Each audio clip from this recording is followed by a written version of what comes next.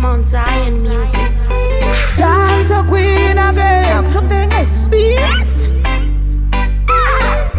Oh, ndaizvaivira ndaifamba ndakakwisa muwamwe usatsvake mumwe hana yangu inorova uri kure moyo ugadzikane ndicharamba ndichikupa rudo dzamara ndikonye kumwe kushaya nguva diki kunoita kuti ndicheme andizombofe ndakatsvaka mumwe ukandisiya nyika ingagume vanodoti paradza siyai vazame arudo hwedu harudzimwe. I hear your voice in my melodies, you got the qualities. Can you be my man? Let me express my feelings. I see your face, then I'm in mine. You deserve to be mine. You're the air that I breathe. Me where who know it's a good to be famous. Anytime me want company, you're the only man me want. Hey, and the charama, the chico parudo, samara, the koye. Kungo kushaya kuba diki kunoita kuti nicheme.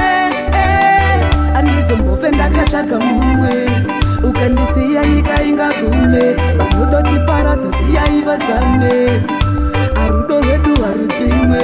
Kundiita pengelenge moyo mangu usasuduruke waita ndinyunguduke une love isingawanike azvitsanangurike ndiudze chaunoda ndikupe pazvinorema pazvinoreruka patinorara patinomuka todonha tosimuka tichikwidza tichidzika pazvicharwadza pazvichanaka zvichidzima zvichibaka ramangwana redu tichivaka charama ndichikupa rudo dzamara ndikonye kungo kushaya nguva diki kunoita kuti ndicheme andizombofe ndakatsvaka mumwe ukandisiya nyika ingagume vanodoti paradza siyai vazame arudo hwedu harudzimwe. I hear your voice in my melodies, you got the qualities. Can you be my man? Let me express my feelings. I see your face, then I'm in mine.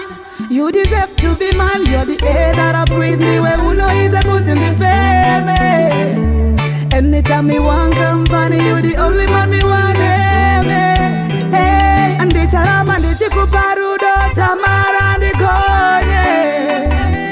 Kungo kushaya nguva diki kunoita kuti nicheme.